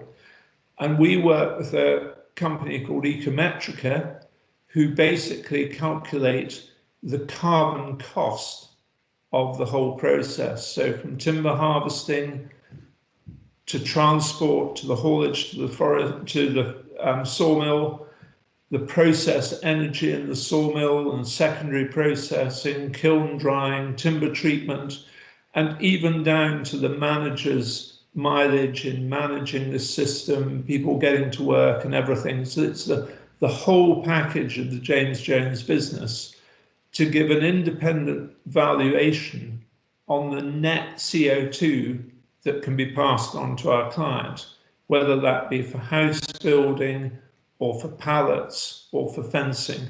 So we can pass on the net CO2 benefit of that timber on a sawn cubic metre or a lineal metre of I-joist basis to our clients and allow them to offset that against the processes of building a house or making a pallet or putting up a fence. So, as I said earlier, the UK has a huge environmental advantage. We import 81% of our timber, so there's a constant demand for timber from the UK to be produced. And Andy gave those figures about the growth of population, the demand for wood, the interest in wood, and huge opportunity. And really this is supported by chain of custody through good forest management, through the chain of custody process, through the processing, through ISO, and independent verification of how we give our products to the market and the carbon benefits therein. So that's a whistle through, but quite happy to take some questions on obviously what is quite a wide subject, and hope that possibly later in the year we might see somebody or some of you visit our really newly refurbished Boyne sawmill or visit Lockerbie and see some of these processes in action. Thank you. Excellent. Thanks very much, David. I've got one of those annoying echoes. Never mind. Really illustrated the nature of the kind of world-class forestry industry that exists in, particularly in Scotland now. Just to recap a little bit, so we heard, Andy from CONFOR telling us about the extent of timber imports that come into the UK. We're actually the second biggest timber importing nation on earth after China. We overtook Japan, I believe, last year. And really that means we're offshoring our demand for timber, and the more we can do to increase our self-sufficiency for timber, the better for supporting a low carbon economy and to increase forest cover levels for all the other environmental benefits of that. So then Lynn and Vicky talked about the grants and carbon funding that's available to support that increased deforestation that's required, leading on to you and David talking about how the timber industry works and demonstrates its sustainability in so many different levels to support that. So we'll go back to questions. If all of the speakers could prepare themselves for questions, I'm just going to make sure I can see them. If you've got any others, please, any other questions, please pop them in the chat. We've got one here from Marina, which I think is a question for Vicky. Can your new woodland be used as a biodiversity offset as well as carbon sequestration? Hi, Marina. So in theory, yes, but you need to remember this additionality thing. So in terms of the carbon code, you still need to show that you needed the carbon finance potentially as well as your grant and biodiversity money to make the project happen. And the biodiversity scheme, if you're looking at net biodiversity gain in England, would be doing the same thing. So they would want you to show that for the biodiversity project, your grant and your carbon income still wasn't enough and you needed the biodiversity money. So there's a statement on our website about how you combine these different sources of money, but it is all about whether or not you need that another source of money to make the project viable.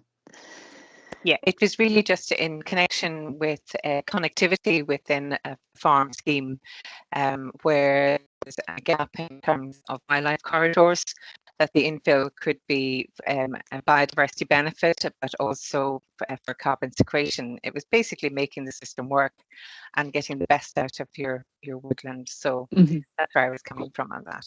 But thank you. Yeah, cool. Great. Thanks very much. Okay, we've got another kind of question on the same issue around is there any recognition of carbon sequestered in timber products, which we've touched on before. I mean, it's a difficult area. There's a lot of people applying their minds to this, as Vicky mentioned earlier. The carbon code is very much measures the carbon that remains within the woodland site, and as it heads off down the supply chain, there's complexity there about who claims that carbon. I don't know, Vicky, if you want to expand on that a little bit more. Probably not much more, but I guess as you've just seen, David was talking about quantifying the carbon in his wood products because his customers want to be able to claim that benefit. So that there's a complication as to how quickly it decays if you put it in different product types, and also who gets to make that claim. So is it the forest owner because they created that ton of carbon in that woodland, or is it the house builder that David sells those I-joists to because they want to make a claim that the house they built is carbon neutral? So that's part of the complication in terms of who gets to make the claim if it's going to be an official carbon credit. Okay, thanks. David, do you want to add something? Vicky, yes, it's good to add to that because we've always stated that it should be separated from the forest owner, because it's very difficult to predict what products timber will go into in the future, and therefore how you can calculate that. And if I look back at our own business 30 years ago, 80%, 90% of our timber was going into the mining industry where it went underground, and it's probably still there. Today, we're putting timber, as you saw, into pallets and packaging, which in our case, a lot of that goes into pallets which are recycled, where quite often Chet pallets are run in the pool for 25 to 30 years before they're recycled. And even then they go into another product, such as board mill products, and recycled and ultimately burnt. Timber products in houses will last 100 years, so they'll last possibly 2 or 3 rotations of a forest. And even fencing with modern treatment is lasting 20 years. And what we're thinking is, where will our forest products be going in the next rotation? And Andy didn't mention it, but we're looking at other uses and how we make timber into fuel, how we make it into pharmaceutical products. So it's very hard to calculate that as a forest owner. So it's very important to keep it separated, and then make that calculation based on the actual time at which that timber is processed. And I hope that's quite clear to everybody, and that's the reason for doing that, because that, and hopefully in the future, as sawmilling and other processes get more efficient, actually will benefit the timber supply chain as a whole. Andy might add to that as well. I don't have much to add, David, but what I would say, there's a lot of research and succession research about, you were talking about a piece of wood maybe lasting 100 years in a building, but with the research, we're now taking that material once we knock that building down and put it into other wood products, such as putting that recycled wood into panel board that will go into another building for another 100 years. So we are very much acknowledge that timber is a finite resource, and we have to be responsible in how we use it, and therefore we want to extend its life for as long as possible. I guess just to follow up on all of those, I guess we've just pointed out between us all the complications that there are in making claims about the carbon in a timber product, which is why we don't have a system to kind of formally have carbon credits for that just yet. That was a perfect answer to the question between the three of you. It's certainly something that's taxing quite a few people's minds. We've got another question now. Do we see an increase in hardwood demand? So I think, Andy, do you mind trying to pick that one up? Then maybe you and might add something. Yeah, no problem. Yeah, I mean, the current market for hardwood is mainly firewood. If you do have quality logs, you'll certainly sell them. As a forester, we're trying to encourage people to, when you're planting hardwood, you are actually planting them for that reason, for productive timber, and therefore your spacing and how you manage them will be maybe slightly different. My own personal view, yes, the market, there may be new markets for hardwoods in the future, and David touched on it. There's an acceleration of research and development into how we can use wood fibre for other things, and that's basically refining them down for fuels, to make materials that are currently made from petrochemicals, such as cellophane, etc. And hardwood could be a potential feedstock for that. And if we are going to have a biorefinery in the UK, hardwood, we've got lots of them, and potential recoveries from there. So that might be one of the reasons why they look at that as a feedstock. Great. I don't know, Ewan, have you got anything to add to that? Not massive amount, other than I'd say that forest management in the UK has certainly evolved over the last 25 years away from 25, 30, 40 years ago, where the focus was predominantly on coniferization and increasing the amount of productive, focusing primarily and singularly almost on the amount of productive conifer that's being generated. In the UK, that is still top priority because for a number of reasons. But it's certainly, the slice of the pie is certainly larger for an increasingly diverse forest in terms of species composition because of the unpredictability, uncertainty around climate change and the impacts of pests and diseases in the UK, and the need to have a more robust forest, which in turn has led managers to basically say, well, alternative conifers to Sitka spruce are key, but also an increasing proportion of hardwoods, and hardwoods for a purpose. 20 years ago, 15 years ago, it was 5% in the corner just to get the grant and basically keep everybody happy. That mindset's completely different now. People are choosing the locations and proportions of their hardwoods for a purpose more often than not, and it's a higher number. And also woodland creation, particularly obviously in Scotland, but increasingly, hopefully, across the UK, woodland creation schemes are very focused on increased proportions of hardwoods for a purpose, and it's not just biodiversity. It's a key part of it, but it's looking at the productive potential of them. So the picture is changing, has changed, and will continue to do so for sure. And there'll be an increasing demand, and that will drive markets. Like Andy was saying, that will drive opportunity, product supply will drive market diversification. Excellent. Thanks very much, Ian. Next question. Great to see the carbon accounting by James Jones. David, what led to investment in this accounting? You mentioned customer demands for certification and transparency. Do you know if this is driven by broader market trends and investor interest? What generated? Well, really, you saw that I mentioned CHEP there, and CHEP are a very big multinational company who are very focused on certification and carbon accounting. So they're very keen to see exactly how carbon is stored in their pallets. They're trying to promote a product which is based on a pallet pool, rather than pallets which are basically produced for a product and then quite often just put into landfill or put into recycling. They're focusing on something which lasts a long time. CHEP pallets lasting 25 to 30 years. So they're actually trying to promote that business. So obviously if they're storing carbon, that is something which they can hang that on.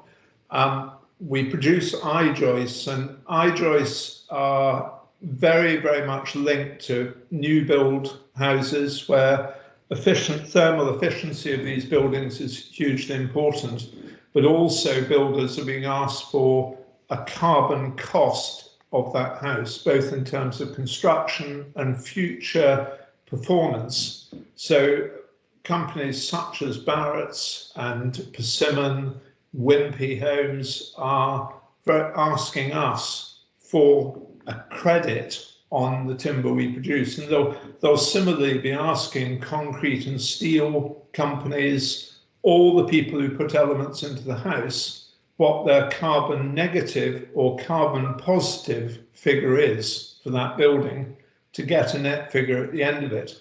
And of course what this drives is it drives us to produce a figure which is a net benefit, so that they can take off the carbon off the other things in a house. And they suddenly notice that wood is a great product because it allows them to effectively get to a net zero on a house.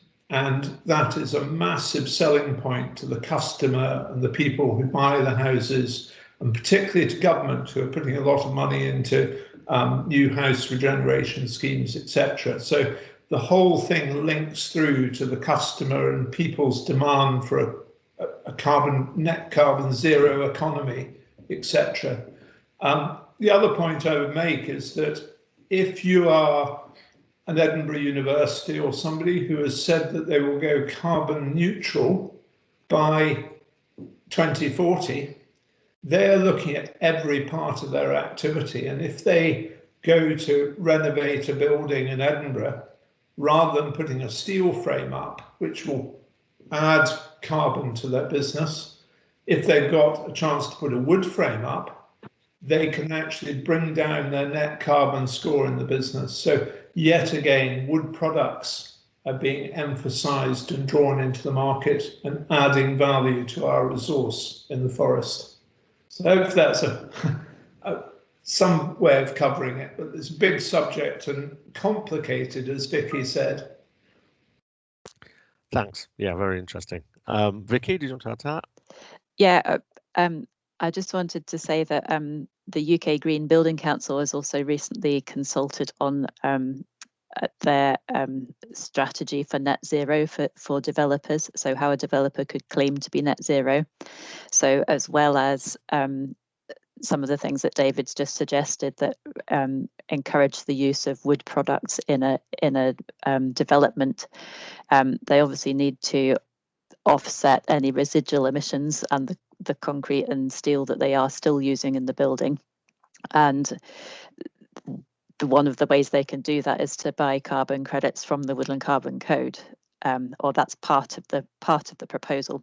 So it's kind of a win-win for the forest industry as a whole, in that that strategy for the construction sector and for development helps encourage timber products into buildings, but also encourages investment into new woodlands, which will hopefully create more product. And a wonderful virtuous circle ensues. I think this one's next one's for you as well, Vicky. Given the government's climate change focus on 2050, depending on which side of Hadrian you are, is the carbon market offering any premium for fast-growing conifers that will sequester more carbon by these target dates? I'm not sure if there's any premium, but when you talk to companies who are looking to compensate for their emissions and they say they've got a target to be there by 2030, 2040, 2050, lots of corporates might initially be interested in native woodlands for the wider water biodiversity community benefits, but when they realise that that's not going to help them meet their target by 2030, 2040, they do start thinking, actually, maybe we need a mix of woodlands, and that needs to include some fast-growing conifers to help us get there in time. So I'm not sure that there's a premium, but it is encouraging more corporates to invest in commercial schemes or productive conifers as well. Although bearing in mind, it's much harder to prove that a fully or a scheme which is purely commercial conifer crop is additional, because at the moment the timber market is quite good, so normally your commercial conifer crop is viable without carbon income. Yeah, complicated on that. I mean, certainly, well, we're validating, we see a lot of kind of mixed schemes and a lot more of the kind of modern forestry that Ewan referred to, with a mixture of productive and more varied conifers and native broadleaves. I think we're down to the last question now, and on time with the last question. Seamless. Is it relevant to consider how fossil fuel consumption, i.e. diesel, can be reduced or eliminated in the harvesting and haulage of timber? If we'll go for harvesting first, Ewan, do you want to have a stab at that one? Maybe David? Oh, David's already used it. Interesting subject. I'm involved in the development of the Aquis standard. So one thing we've not touched on is every 5 years that standard has to be reviewed and, if appropriate, revised on a 5-yearly basis. And there's a working group involved in that. Anyway, the working group was discussing this very subject this week. There is technology coming down the tracks that will improve the carbon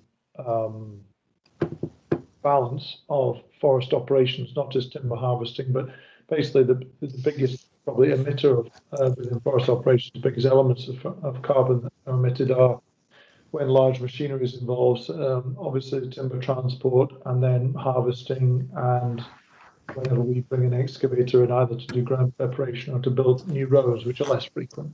But the ground preparation is almost an annual thing for most forests of a scale. And there are machines being developed and in use in either trials and or more prevalently in other parts of Europe for forest operations, which use a combination of battery technology, hybrid engines, and certainly in Scandinavia, we know that there are an increasing amount of electric or hybrid timber lorries, which is probably the biggest single emitter of carbon, of direct carbon associated with forest operations, and it's only a matter of time. That will incrementally, I suppose, probably more than anything else, come into the marketplace in the UK and replace old stock as the industry regenerates its lorries, etc. So it will change. The speed of change, I don't know. Be driven in part by costs and efficiencies. Timber lorries, as we all know, work in very remote areas, so the batteries required will be significant, even for hybrid engines. So they will need to have an infrastructure that supports the locations of forests and where timber lawyers have to go. But it will improve over time for sure. Great, thanks for that. Andy, do you want to add to that? And then David? Yeah, just reiterating what Ewan said, but part of my role is focusing on innovation in the supply chain, and certainly diesel use in harvesting and timber transport is one of our key focus areas. I'd like to say, I mean, every new model that comes out just now in harvesters and in timber trucks are much more efficient than the previous model. That's because in forestry we're always looking to save a penny, and the manufacturers know that. But looking longer term, the government's telling us we have to move away from using these diesel and petrol. There's some research going on just now looking at, can we use hydrogen power for our machines. Now the focus is on HGV lorries at the moment, and actually in shipping. That's another area. How we would transfer that technology to harvesting machines, etc., we're not 100% sure, but it's very much on our radar, and we're looking at every possibility. Great, thanks, Andy. David, I'm guessing you don't want to add to that. Oh, David, would you like to add anything on the? Yes, sorry, Andy. I would add to that and say that, you know, one thing to look at here is that the relativity of these costs of harvesting and haulage is quite small in comparison with the carbon benefits of timber stored for many years. So first of all, it's important to note that, because, you know, it's not the be all and end all in this. When you make the calculations, these are quite small numbers when you set it against timber that is put into a house for 100 years and then recycled into a board that goes for another 100 years in another house. So the relativity of the numbers are quite small, but as Andy said, there is a real move to get away from, to improve efficiency. Biomass and sawmills is making huge cuts in carbon produced from sawmills who used to burn oil and gas. We put in 2 biomass plants just in the last 6 months, which will reduce carbon emissions by thousands of tonnes a year in terms of our own process, and that goes into the calculations. And forklifts and vehicles up to 7.5 tonnes now are almost predominantly electric, and you know, that's making another huge difference in the calculations. So, but it is about relativity, and when you set it against long-term use, reuse, and then burn or recycle or whatever, it's actually a very small number. So the importance of it is quite important. And I think the other thing to mention here, which is very current at the moment, is also the aspect of peat, and just being careful that we don't you know, shoot the golden goose here, that you can have very, very small impacts on an area in terms of carbon emissions through peat disturbance. But actually, if you don't plant the trees in the first place, you won't sequester a huge amount of carbon and store it in timber in the future. So it's just making sure that we don't go too far on that balance in terms of peat and forestry planting as a whole. Great. And Andy, can I add one more thing here, just as a little advert? There is a Northeast meeting of the CONFOR Forestry and Technology. It's which is sponsored by CONFOR, where we have regional meetings, and there's one on I think it's the 10th of March. It will be on the website, where the subject is about carbon and you know, what part it plays in the economy, and it will be very much a move on from this. And you'll be damn sure that I'll be passing that presentation on to Stephen Craig. So it'll be a different spin on this subject, but as a virtual meeting, everybody on this meeting could dial into that, and it is on the CONFOR website. So just a bit of an advert there for CONFOR in that meeting. Very good plug. Excellent. Please do follow up on that one. We've got one last question, and I'm aware Lynn hasn't been asked anything yet, so I'm going to throw this one your way, Lynn. How can landowners and forest managers consider other income streams, such as recreation or tourism activities or ecosystem services, to stakeholders and investors when considering a new project? So I wondered whether any of that's covered within the grant schemes.